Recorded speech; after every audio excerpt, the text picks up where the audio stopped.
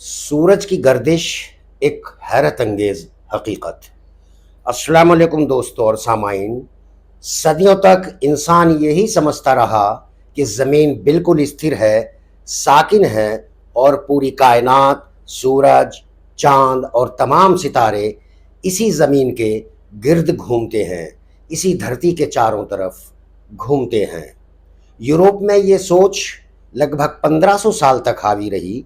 दूसरी सदी ईसा पूर्व यानी सेकंड सेंचुरी बीसीई में टॉलेमी ने एक ऐसा मॉडल पेश किया जिसमें अर्थ को यूनिवर्स का सेंटर माना गया और लंबे अरसे तक लोगों ने इसको सच समझा। फिर 1512 में एक साइंटिस्ट सामने आया, कोपरनिकस। उसने एक बिल्कुल अलग थ्योरी पेश की। उसका कहना था कि अर्थ नहीं बल्कि सन सोलर सिस्टम का सेंटर है और तमाम प्लैनेट्स उसके गिर्द घूमते हैं। ये उस दौर की सबसे बड़ी साइंटिफिक रिवॉल्यूशंस में से एक थी। लेकिन कहानी यहीं ख़त्म नहीं होती। 1609 में जर्मन साइंटिस्ट केपलर ने अपनी मशहूर किताब एस्ट्रोनोमिया नोवा पब्लिश की। उसने बताया कि प्लैनेट्स सिर्फ सन के गिर्द घूमते ही नहीं बल्कि अपनी एक्सिस पर भी रोटेट करते हैं। इस डिस्कवरी ने डे एंड नाइट समेत सोलर सिस्टम के कई राज खोल दिए। लेकिन एक बात अब भी गलत समझी जा रही थी।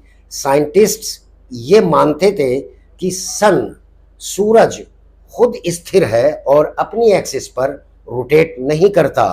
मगर 1400 साल पहले कुरान में एक आयत नाजिल हुई, सूरह 21 आयत 33 वर्स 33 फ्रॉम सूरह अल अंबिया।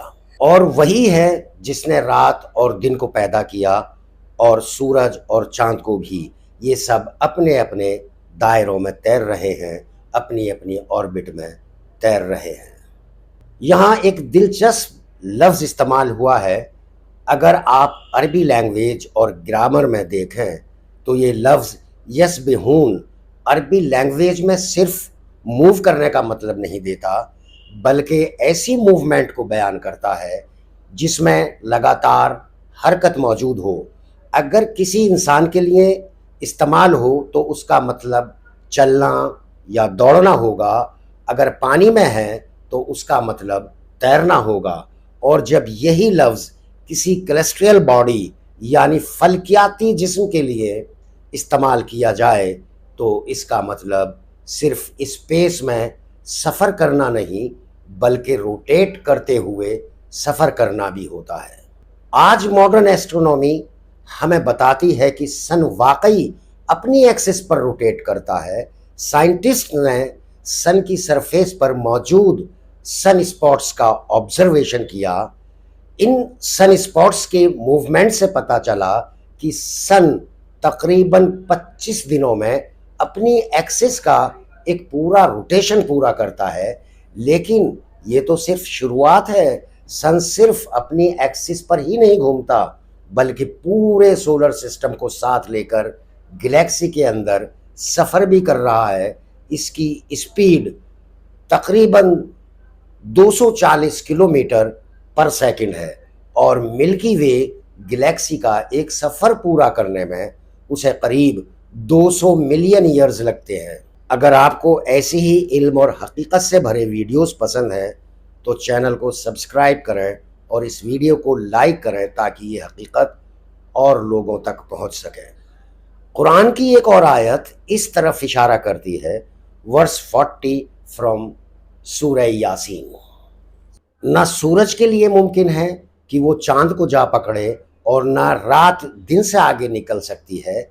सब अपने अपने ऑर्बिट में तैर रहे हैं, अपने अपने मदार में तैर रहे हैं।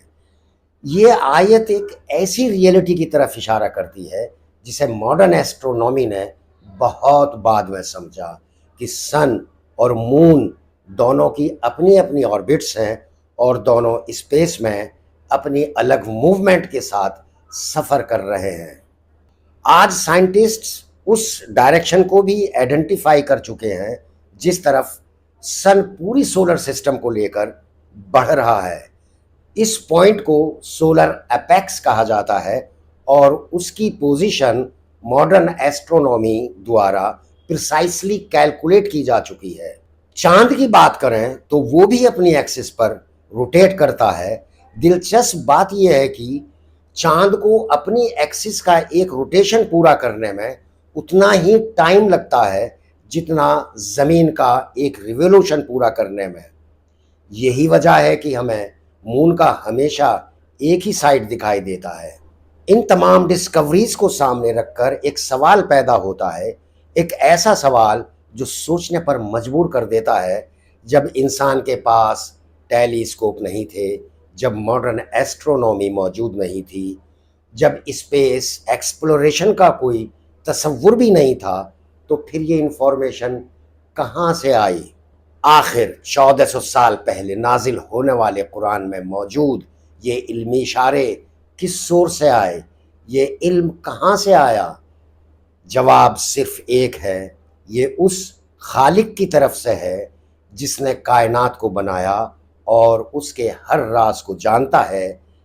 यही वो सवाल है जिस पर हर इंसान को खुद गौर करना चाहिए। That is the question every individual must consider for themselves. अगर वीडियो और इन्फॉर्मेशन पसंद आई हो तो वीडियो को लाइक करें, शेयर करें, चैनल को सब्सक्राइब करें। शुक्रिया।